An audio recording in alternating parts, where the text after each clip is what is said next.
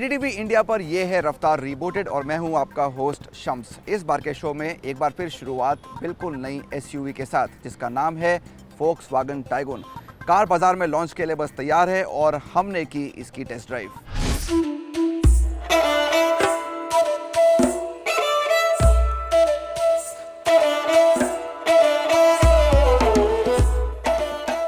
हम टाइगून के 1.5 TSI variant की सवारी करने पहुंचे उदयपुर। कार के साथ 1 लीटर TSI भी लॉन्च किया जाएगा, लेकिन इसका रिव्यू हम बाद में करेंगे। हमारे साथ मौजूद इन दोनों कारों में एक ही इंजन है, लेकिन गियर बॉक्स अलग अलग हैं और भले ही दोनों का नाम GT है, ये कई तरीकों से अलग हैं। Wild cherry red tycoon 6 speed manual है और कुरकुमा येलो है 7 स्पीड DSG। टाइगून के हुड में काफ़ी सारा मेटल का स्कल्पटिंग है और थोड़ा सा उठा हुआ डिज़ाइन है, जिससे कि एक पावर का एहसास, स्ट्रेंथ का एहसास, मजबूती का उभर के आता है ज़रूर। कार के ओवरऑल स्टाइलिंग को देखें तो फिर ये बहुत ही टिपिकल फोक्सवैगन स्टाइलिंग है। आप अगर इस कार का ये बैज भी हटा दें तो भी आपको देखते ही पता चल जाएगा कि ये एक VW की कार है। लेकिन कहना है कि इन दोनों में, दोनों GT लाइन है, लेकिन इन दोनों में बहुत ज़्यादा फ़र्क है और ये सिर्फ स्टाइलिंग में ही नहीं, फीचर्स में भी है। मैं आपको जल्दी से बता दूं कि इसमें जो ये DRL आप देख सकते हैं, डे टाइम रनिंग लाइट, इस कार में नहीं है। ये मैनुअल है और इसमें DRL यहाँ नीचे दिया गया है, तो ये जो स्लिम लाइट का एहसास है वो उस कार में नहीं आपको मिलेगा। काफ़ी सारा क्रोम, जी हाँ, काफ़ी लोगों को पसंद भी आएगा शायद भारत में, लेकिन मेरे ख्याल से ये एक फोक्सवैगन की जो एक तस्वीर है उससे बहुत ज़्यादा हटके है। क्रोम की बात करें तो यहाँ पर आप देख सकते हैं कि GT बैज है और फिर भी दोनों स्लैट्स में क्रोम का इस्तेमाल किया गया है। यहाँ पे भी GT बैज है, लेकिन ऊपरी स्लैट पे क्रोम बिल्कुल भी नहीं है। और इनफैक्ट कार के आप जब साइड पे आते हैं तो आपको ये भी नज़र आएगा कि जो विंडो सिल लाइन है यहाँ पे भी क्रोम का इस्तेमाल बिल्कुल नहीं किया गया है। और ये जो ब्लैक फिनिश है ये भी मैट फिनिश है। जो DSG मॉडल है उसमें ग्लॉसी ब्लैक का इस्तेमाल किया गया है। एलॉय व्हील्स पैटर्न भी अलग है। इसमें आप देख सकते हैं कि 16 इंच के एलॉयज हैं, पैटर्न अलग है, और उस कार में 17 इंच का विकल्प दिया गया है। तो काफ़ी सारे डिफरेंसेस हैं और देखते ही आपको पता भी चल जाते हैं। तो कहना होगा कि दोनों को अलग अलग नाम देने चाहिए थे। दोनों को GT लाइन क्यों बोला गया है, ये बात समझ में नहीं आई।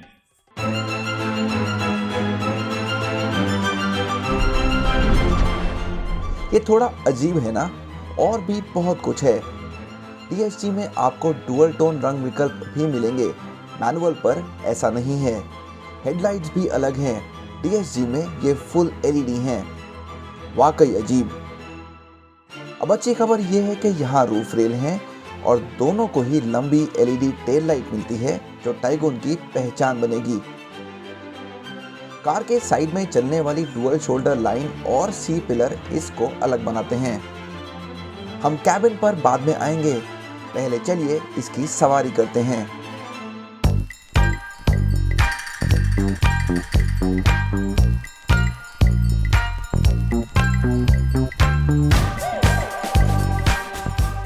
जाहिर सी बात है, दोनों तकरीबन एक जैसी लगती हैं, तब भी दोनों की अपनी खासियत है।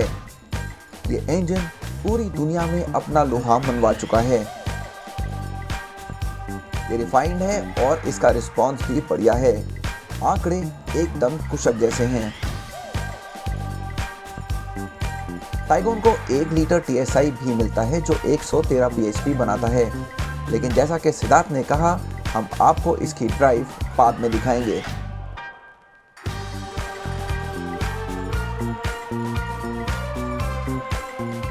अभी के लिए वो VW के MQ281 6 स्पीड मैनुअल गियरबॉक्स वाली लाल टाइगून चला रहे हैं। यहाँ आप कुछ लैग जरूर महसूस करेंगे, लेकिन तेजी से गियर बदलने पर इसे छुपाया जा सकता है। कुल मिलाकर कार का परफॉर्मेंस स्मूथ है और रिस्पॉन्स से भरा हुआ है।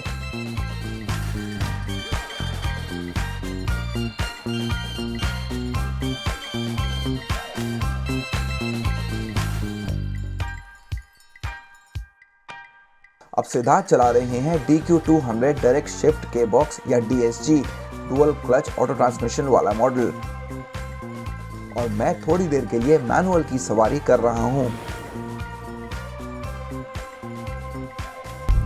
तो जैसा कि आपने देखा, मैं मैनुअल गियरबॉक्स कार के साथ भी काफ़ी वक्त गुजार चुका हूं और वो चलाने में काफ़ी मज़ेदार है। लेकिन अगर आप एक 1.5 TSI ले रहे हैं तो जाहिर सी बात है आपको एक ज़्यादा स्पोर्टी, ज़्यादा परफॉर्मेंस और पावर वाली कार चाहिए।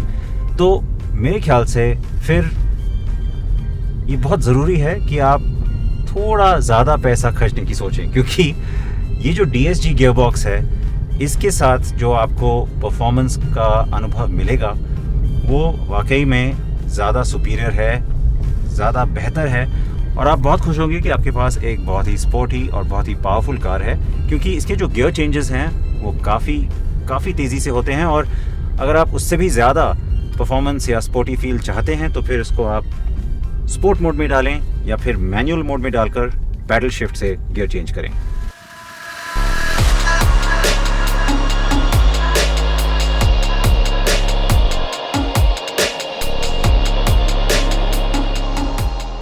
हाँ, इसकी कीमत आपको कार से दूर रख सकती है, लेकिन हकीकत में ये एक शानदार ड्राइव ट्रेन है और पैडल शिफ्टर्स मज़े को और बढ़ा देते हैं। सिद्धार्थ के मुताबिक इन पहाड़ी सड़कों पर कभी कभी बेहतर परफॉर्मेंस के लिए उनको डाउनशिफ्टिंग पर नियंत्रण रखना पड़ा या ट्रांसमिशन को S या स्पोर्ट्स मोड में डालने की ज़रूरत पड़ी और फिर रिस्पॉन्स बहुत तेज़ हो गया।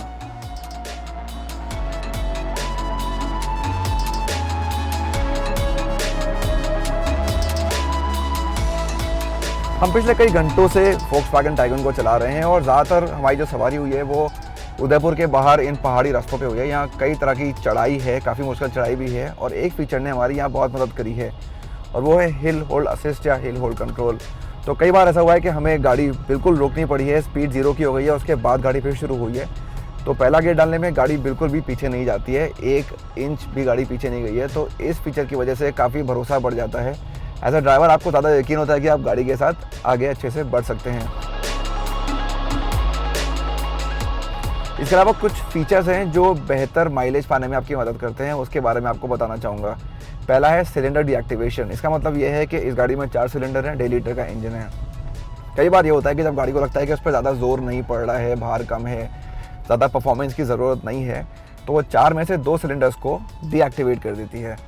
तो कार सिर्फ 2 सिलेंडर्स पे ही चलती है, जिसका मतलब ये है कि आपको थोड़ा बेहतर माइलेज मिल जाता है।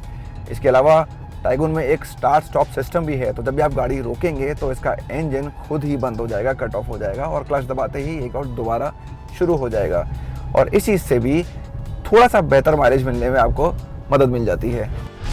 सुरक्षा की बात करें तो इलेक्ट्रॉनिक स्टेबिलिटी कंट्रोल या ESC के साथ ट्रैक्शन कंट्रोल यहाँ मानक है। 5 यात्रियों के लिए 3 पॉइंट सीट बेल्ट भी मानक हैं, जो बहुत सराहनीय कदम है। यही बात आइसोफिक्स और 2 एयरबैग के लिए भी है। वहीं टॉप एंड पर आपको 6 एयरबैग और मल्टी कोलिजन ब्रेक मिल जाएंगे। हाई स्ट्रेंथ स्टील स्ट्रक्चर का मतलब है कि कार में अच्छी दुर्घटना क्षमता होनी चाहिए। हालांकि हमारे पास इसकी पुष्टि करने के लिए कोई क्रैश टेस्ट परिणाम नहीं है।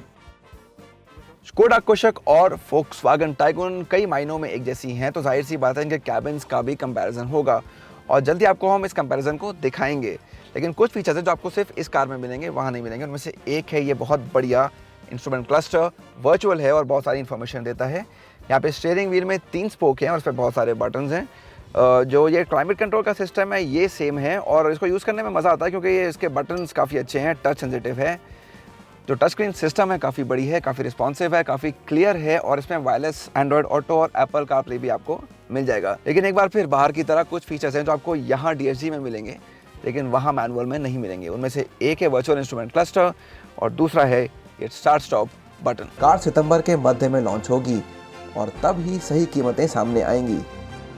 अच्छी बात यह है कि हम जल्दी 1 लीटर के वेरिएंट की ड्राइव करेंगे और आपको इसके परफॉर्मेंस और फीचर्स के बारे में सभी जानकारी देंगे।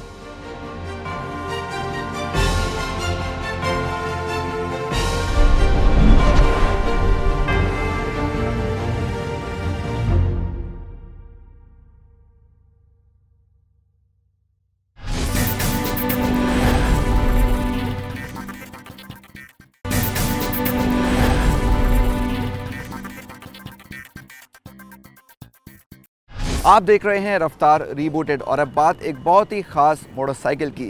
क्लासिक लेजेंड्स ने जावा क्लासिक का एक स्पेशल एडिशन पेश किया है जिसका नाम है जावा क्लासिक खाकी। क्या है इसके पीछे की कहानी, बता रहे हैं किंगशुक।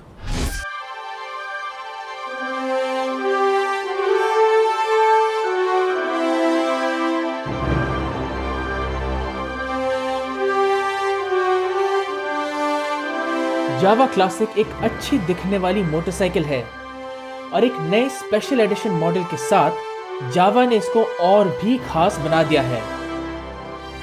बाइक 1971 की लड़ाई में भारतीय सेना की जीत की 50वीं वर्षगांठ मनाने के लिए पेश की गई है। इंडियन आर्मी के बहादुरी और शौर्य के किस्से हम सब ने सुन रखे हैं और अब एक किस्सा जावा मोटरसाइकिल सुनाने वाला है। कंपनी ने हाल ही में अपने क्लासिक मॉडल का एक स्पेशल एडिशन वेरिएंट लॉन्च किया है जो इंडियन आर्मी की जो विजय थी 1971 वॉर में उसे नमन करती है और इस मॉडल का नाम है जावा खाकी। इससे पहले हम आगे बढ़े, आप सभी को, हमारे दर्शकों को 75th इंडिपेंडेंस डे की हार्दिक शुभकामनाएं। जावा खाकी पहले जैसी जावा क्लासिक ही है, लेकिन इसे खूबसूरत मैट खाकी शेड के साथ इंडियन आर्मी का प्रतीक चिन्ह भी मिला है। पेट्रोल टैंक पर एक लॉरेल पुष्पांजलि और भारतीय तिरंगे के साथ काले रंग का इस्तेमाल हुआ है जो मैट खाकी रंग के साथ बढ़िया दिखता है। हालांकि साधारण स्टिकर की जगह अगर हाथ से पेंट कर धारियां होती तो और भी बेहतर होता। सीट पैन भी नया है, लेकिन आराम के मामले से एहसास लगभग पहले जैसा ही है। मोटरसाइकिल हर तरह अपने ज़माने की लगती है। अगर आपको खाकी रंग नहीं लुभाता तो चुनने के लिए मिडनाइट ग्रे भी है जो 1971 में हुई लोंगेवाला की लड़ाई से प्रेरित है।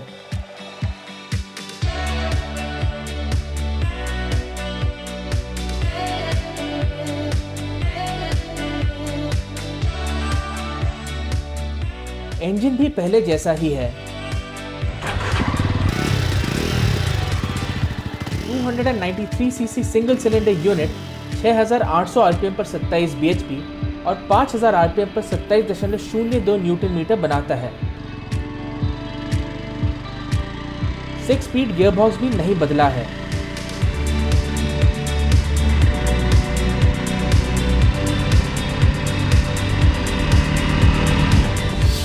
जावा क्लासिक अभी भी शहर में चलाने के लिए एक बढ़िया मोटरसाइकिल है।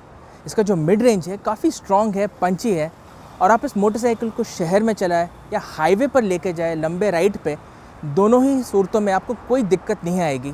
परफॉर्मेंस काफ़ी दमदार है और इसका जो एग्जॉस्ट नोट है काफ़ी बढ़िया है। इन गियर एक्सेलरेशन बढ़िया है और 6 स्पीड गियरबॉक्स में गियर बदलना आसान है। आप आराम से दिन भर 90 से 100 किलोमीटर प्रति घंटा पर इस मॉडर्न क्लासिक की सवारी कर सकते हैं। कोशिश करने पर बाइक और भी अधिक गति तक पहुंच सकती है, लेकिन जब आप जावा क्लासिक की सवारी कर रहे हो तो इसका असली मज़ा क्रूजिंग करने में ही है। आप जावा क्लासिक को एक कॉर्नर कार्विंग मशीन नहीं कह सकते क्योंकि दोनों साइड कॉर्नरिंग क्लियरेंस काफ़ी कम है। लेफ्ट साइड पर साइड स्टैंड अड़ेगा और राइट साइड पे आपका जो लॉन्ग बैरल एग्जॉस्ट है वो अड़ेगा, लेकिन फिर भी हैंडलिंग काफ़ी सटीक है मोटरसाइकिल की। और 172 किलो का कर्व वेट है, लेकिन फिर भी आप इसे ट्रैफिक से चलाएं तो आपको ज़्यादा दिक्कत नहीं आएगी। सस्पेंशन इसका थोड़ा स्टिफ है और सीट भी थोड़ा सख्त है। आपको इसे यूज टू होने में थोड़ा सा टाइम लग सकता है। फीचर्स की बात करें तो जावा खाकी को डुअल चैनल ABS के साथ ट्रिप मीटर मिलता है। इंस्ट्रूमेंट कंसोल पहले जैसा ही है जो पुराने ज़माने की याद दिलाता है। यहाँ फिट और फिनिश शानदार है।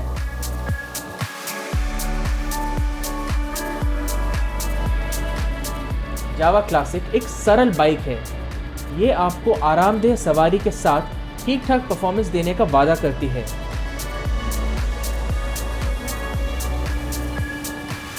₹1,93,000 एक्स शोरूम दिल्ली पर क्लासिक खाकी डुअल चैनल ABS वाले रेगुलर मॉडल से करीब ₹6,000 महंगी है। यदि आप भारतीय सेना की विरासत का एक टुकड़ा चाहते हैं तो जावा खाकी आपके लिए है। और ये मैट खाकी ब्राउन शेड तो वाकई में शानदार है।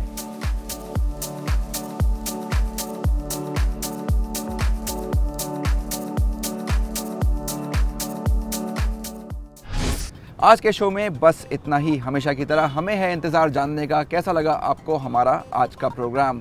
ट्विटर पे हमारा हैंडल है कारिन बाइक हिंदी, हमें ज़रूर लिखिए। मिलते हैं अगले हफ्ते कुछ और नई कार्स और बाइक्स के साथ। तब तक अपना ध्यान रखिए, कार में सीट बेल्ट ज़रूर लगाइए और स्कूटर और बाइक पे हेलमेट पहनना बिल्कुल ना भूलिए।